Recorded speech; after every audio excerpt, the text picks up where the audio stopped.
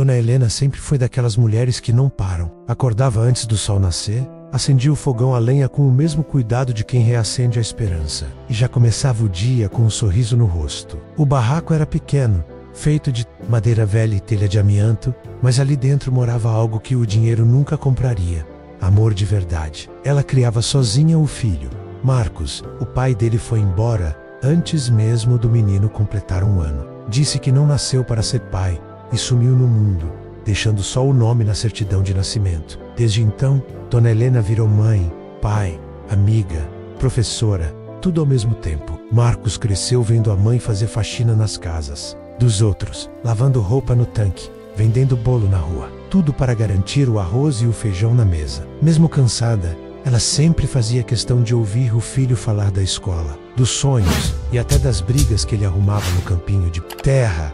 À noite, os dois dividiam o mesmo colchão no chão. E antes de dormir, ela sempre dizia: filho, você vai ser alguém na vida, mas nunca esqueça de onde você veio, tá? E ele respondia, abraçado nela: nunca, mãe. Eu juro. Naquele tempo, a felicidade não vinha de presentes caros, vinha de um pão com manteiga dividido em 2, de um café quente, de no cabelo, de uma oração feita de joelhos no chão, e principalmente da certeza de que, mesmo com tão pouco, eles tinham tudo um ao outro. Só que o tempo é traiçoeiro. Ele cresce junto com a gente, mas às vezes leva embora o que mais importa. E naquela casa humilde, enquanto o amor de uma mãe crescia cada dia mais, o coração do filho começava a mudar. O tempo passou e Marcos foi crescendo. Já não cabia mais no colo da mãe, mas Dona Helena ainda o enxergava como seu menininho. Só que ele já não era mais tão menino assim. A adolescência bateu a porta com pressa, trazendo junto sonhos grandes demais para um barraco tão pequeno.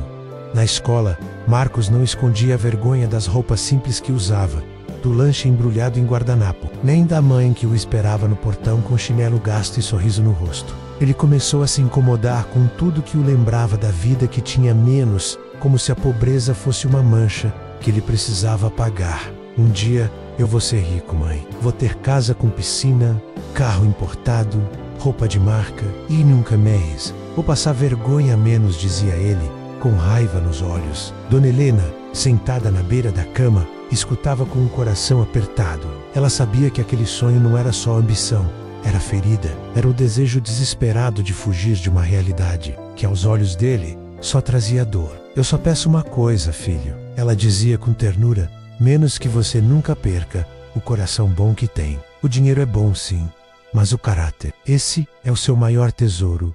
Mas Marcos mal escutava. Ele estava cada vez mais inquieto, ansioso, determinado a crescer rápido. Começou a fazer bicos, depois entrou em cursos, procurava gente rica para se espelhar. Falava em networking, investimento, sucesso, palavras que nem combinavam com a simplicidade da mãe, que mal sabia mexer num celular. E a cada passo que ele dava rumo à vitória, que tanto sonhava, um pedaço da infância humilde ia ficando para trás. Não porque ele não amava a mãe, mas porque no fundo começou a acreditar que o mundo só respeita quem tem. E para ser respeitado, ele achava que precisava deixar tudo para trás, inclusive ela. Mal sabia ele que aquilo que parecia fraqueza era sua maior riqueza. Anos se passaram e o plano de Marcos começou a dar certo. Ele conseguiu um emprego em uma empresa grande, daqueles que exigiam terno e gravata.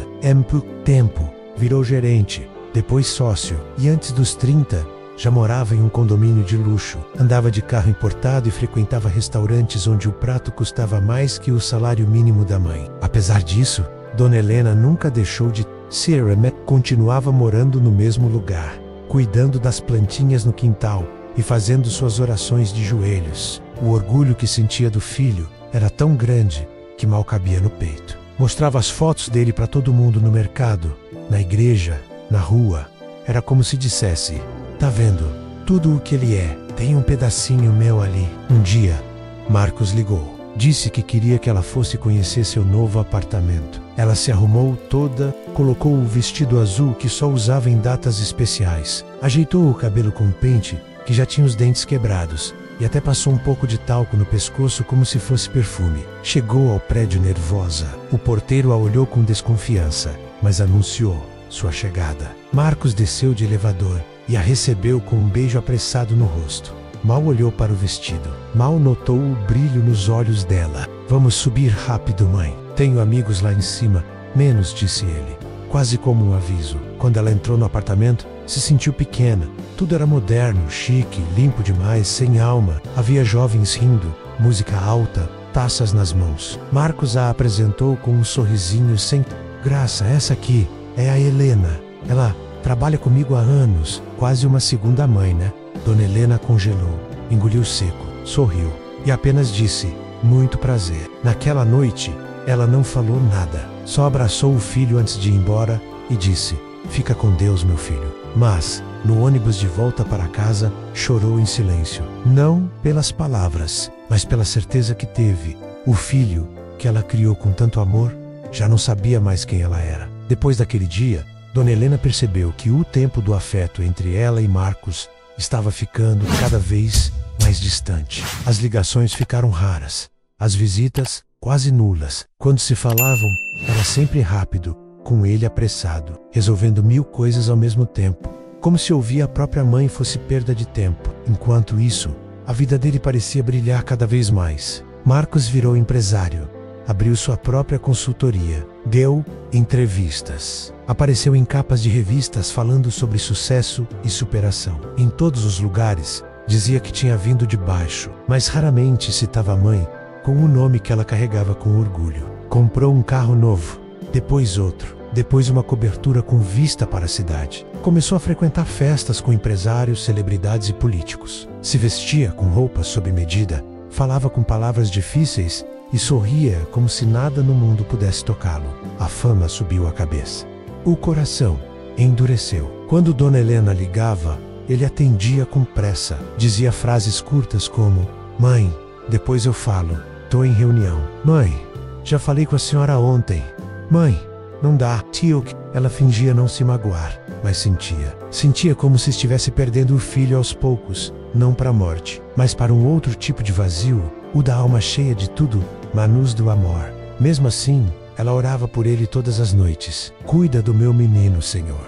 Não deixa o sucesso fazer ele esquecer do que importa. Mas o que ela não sabia é que o sucesso já tinha apagado da memória dele até mesmo o sabor do café com pão que ela fazia. Já não havia mais espaço para lembranças no mundo gelado e luxuoso que ele escolheu viver. E então, um dia, Marcos tomou uma decisão, uma que quebraria de vez o coração da mulher que o colocou no mundo. A ligação veio numa manhã comum. Dona Helena estava lavando a calçada quando o celular tocou. Era o número do filho. O coração dela até acelerou. Há semanas não ouvia sua voz. Atendeu com alegria. Alô, meu filho, que saudade. Mas a voz de Marcos do outro lado vinha fria, sem afeto, sem pressa. Mãe, preciso conversar com a senhora. Pode vir aqui em casa hoje à tarde? Ela, sem hesitar, disse que sim. Eight. Limpou as unhas com a ponta da faca, passou a mão no vestido e saiu com passos apressados, levando o coração cheio de esperança. Achou que ele queria pedir desculpas, talvez até convida lá para morar com ele. Imaginou um reencontro bonito. Talvez, quem sabe, um abraço apertado, como antigamente. Chegando lá, Marcos a recebeu com um olhar sério. Nada de carinho, nada de sorriso. Senta aí, mãe. Eu vou ser direto, menos começou ele, apoiando os cotovelos sobre a mesa moderna da sala. Ela sentou devagar, olhando em volta como quem procura um pouco de afeto entre os móveis frios. Eu tô fazendo umas mudanças na minha vida, crescendo, expandindo, e eu preciso de espaço. Espaço? Como assim, meu filho?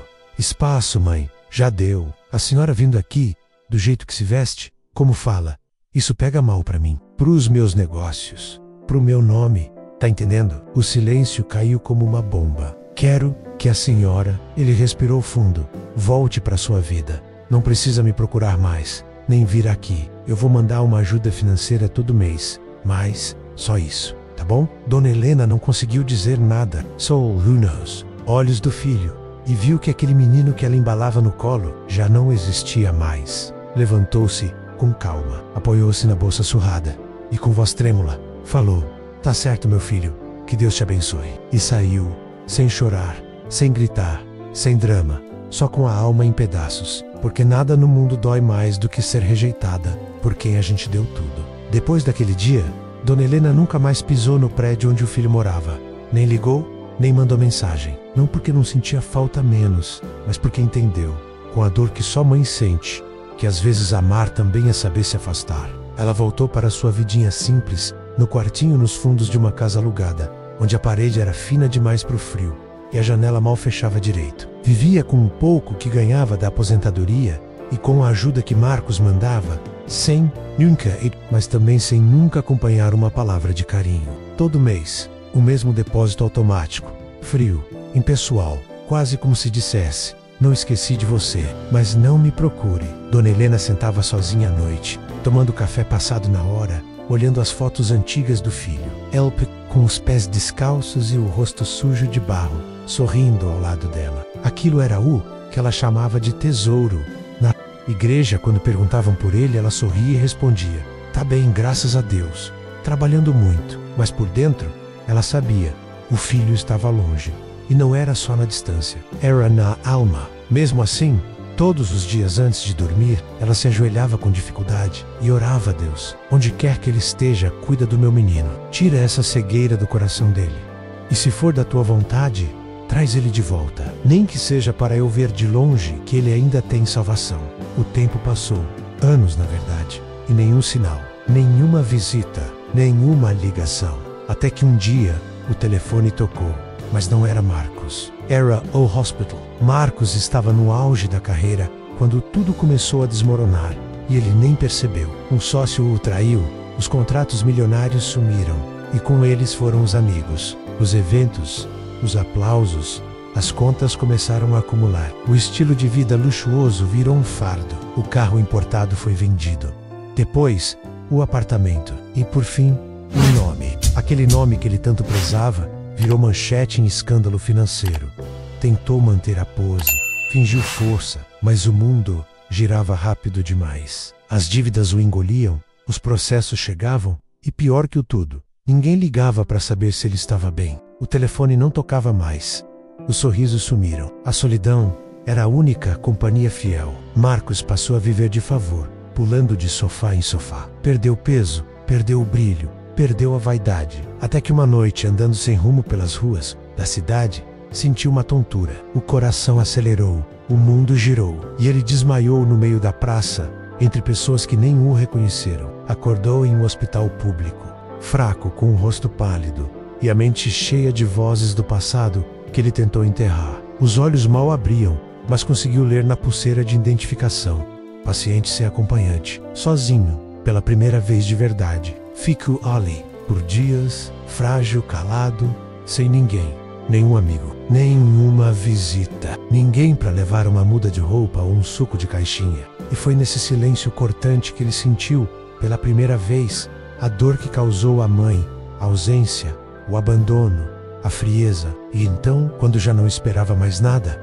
uma mão quente tocou a dele, delicada, familiar.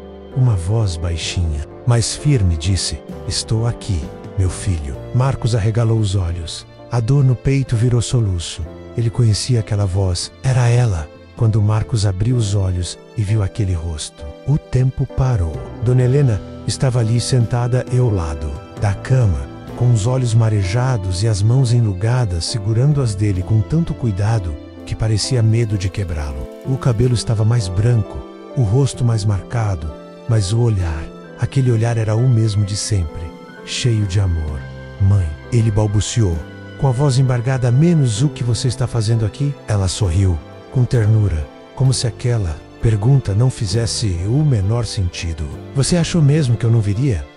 Marcos não segurou, chorou como criança. Não era um choro de dor física, menos era um choro de alma ferida, de arrependimento engasgado, de vergonha. Ela o abraçou com carinho, como se aquele homem quebrado ainda fosse o mesmo menino que dormia abraçado a ela em um colchão no chão. Eu te magoei tanto. Ele sussurrou, escondendo o rosto no ombro dela. Você me esqueceu por um tempo. Ela respondeu com a voz calma: menos, mas eu nunca esqueci de você. E naquela hora, tudo o que ele construiu, tudo o que perdeu, tudo o que viveu, pareceu pequeno diante daquele gesto simples. O perdão de uma mãe. Nos dias seguintes, Dona Helena foi ao hospital todos os dias. Levava frutas, fazia orações, ajeitava o travesseiro trocava as flores da mesinha. Quando a equipe médica perguntava quem era ela, respondia com firmeza: eu sou a mãe dele. Só isso. E era tudo. Tudo o que ele mais precisava. Ali, entre as paredes frias daquele hospital, Marcos encontrou um calor que havia esquecido. O colo de uma mãe que, mesmo ferida, nunca desistiu de amar. Na manhã em que recebeu alta, Marcos demorou para sair do quarto. Não era por causa das dores no corpo. Era o peso da vergonha. Sentia como se cada passo que desse ao lado da mãe fosse uma lembrança viva de tudo o que havia feito, de tudo que ela suportou calada. Dona Helena, no entanto, continuava ali, ao lado dele, sem cobranças, sem perguntas, apenas com aquele olhar que dizia tudo, sem precisar dizer nada. Do lado de fora do hospital, o mundo seguia seu ritmo. Carols. Passando, gente apressada, buzinas, anúncios, correria. Mas ali, na calçada onde os dois pararam por um momento, só existia silêncio. Um silêncio cheio de significado. Mãe, ele disse, com a voz trêmula, menos eu não mereço o seu. Padal. Ela o olhou com ternura, segurando firme nas mãos dele, e respondeu com simplicidade: eu já te perdoei no momento em que você me disse para ir embora, mas eu te humilhei. Ele insistiu, com lágrimas descendo pelo rosto: te tratei como nada, como se você fosse um peso, como se amor de mãe tivesse prazo de validade. Eu fui um covarde, mãe. Foi o que foi. Filho ferido tentando se esconder atrás de sucesso. Mas no fundo, meu filho, eu sempre soube que o seu coração ainda batia aqui, e tocou o peito dele com os dedos frágeis. Marcos caiu de joelhos ali mesmo, na calçada, chorando como nunca tinha chorado antes. Não de tristeza, mas de libertação. Chorava por finalmente ser visto, acolhido, aceito. Mesmo depois de tanto erro, me perdoa, mãe. Me deixa tentar ser seu filho de novo.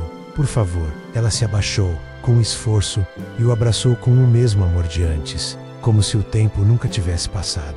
Você nunca deixou de ser meu filho, e eu nunca deixei de te amar. Naquele instante, não importava mais o que ele perdeu, porque ali, nos braços da mãe, ele reencontrou o que nenhum sucesso do mundo foi capaz de dar: o verdadeiro valor da vida. Depois daquele dia, tudo mudou, não de forma mágica, nem repentina, mas com a leveza de quem, pela primeira vez em anos, havia encontrado o caminho de volta para casa menos, e principalmente, de volta para si mesmo. Marcos deixou de lado a busca desenfreada por status. Com a ajuda de um amigo da igreja, conseguiu um emprego simples numa pequena livraria de bairro. Nada glamuroso, mas ali, entre livros empoeirados e clientes silenciosos, ele reencontrou a paz.